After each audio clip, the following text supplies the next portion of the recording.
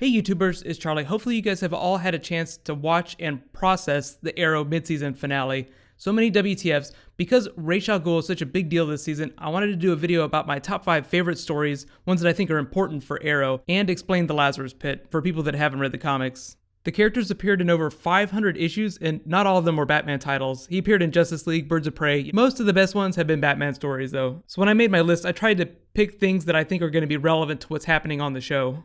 So just general spoiler warning for everything on the show so far, but starting with my top 5 Ra's al Ghul stories. Number 5, Tales of the Demon, the Collected Edition.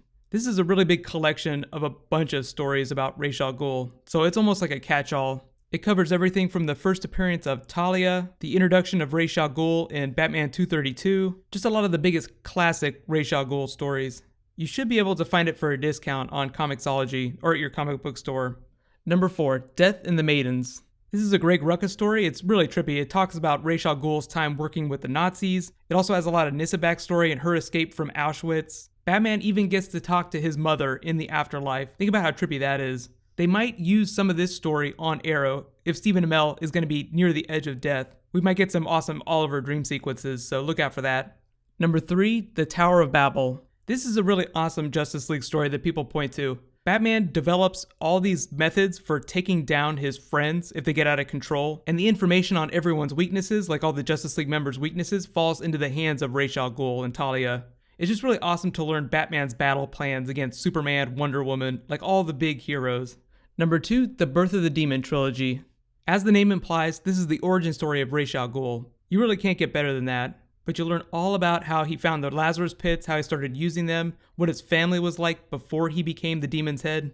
It is out of print right now, but you might be able to find it on Comixology. And my number 1 Ra's al Ghul story, The Daughter of the Demon. This was the introduction to Ra's al Ghul in the comics, like the first time he appeared. I've been talking about it for the last couple of weeks, but it's the story that they adapted in Batman, The Demon's Quest, where Ra's al Ghul tries to ascertain whether or not Batman's a worthy heir for his empire. I will completely flip my shit if Arrow ends up doing this. If at the end of the season, like episode 23 in the finale, Ra's al Ghul, or maybe an episode before that, asks Oliver to take over his empire, to take over the League of Assassins, that would be amazing. I don't think it's going to happen. I mean, Oliver would never leave his friends, but still, just think about it. And think about how awesome it is that Arrow is getting all the best Batman stories. That just gives you an idea of how successful the show is and what the network thinks of it if it lets them do those kinds of things. If there are any Ra's al Ghul stories that you guys really like or any favorites you have that I didn't talk about, just write them below in the comments. Now, just to explain the Lazarus Pit a little more, Ra's al Ghul's origin story explains that he found the pits as a young man completely by accident while trying to save a prince's life.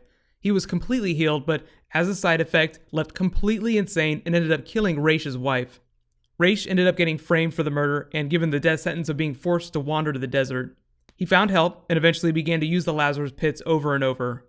There have been different versions of the pit, different spins on it. For instance, once they found something called the Fountain of Essence that had slightly different effects. It healed Ra's after he'd been dead for an extremely long period of time. He didn't go insane, but he came back in this really old, feeble body.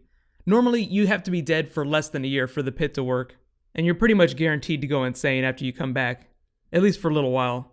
Batman used that same pit while he had minor wounds, though. It de-aged him a little, so not too bad there. Another character was with him. He tried to use it while he was fully healed and was killed instantly. So not all the pits are the same, but usually when someone refers to the Lazarus Pit, they're talking about the traditional ones. And yes, there are many of them all over the world. There was even a period where Batman and Bane traveled all around trying to destroy them so Ra's wouldn't be able to keep healing himself. But as expected, there were a bunch of hidden ones they never found.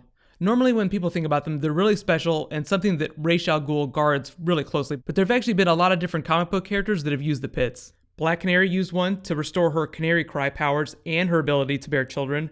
Nyssa of the comics used them to stay young and warp Talia's mind. She'd kill her and then just heal her over and over again to brainwash her. Remember, they drive you insane when you come back. Lady Shiva, Dick Grayson, the Riddler, and Mr. Freeze have all taken advantage. Because Arrow is really conservative with how they do superpowers, it's possible we could see a twist on the idea of resurrection with Oliver's character. He did seem like he should have died when he tumbled off that cliff, but we see in the promo for episode 10, someone is approaching his body. So clearly he's coming back. They're not going to kill off Stephen Amell. He's not going away. What I think is going to happen is someone's just going to nurse him back to health using some extra powerful techniques.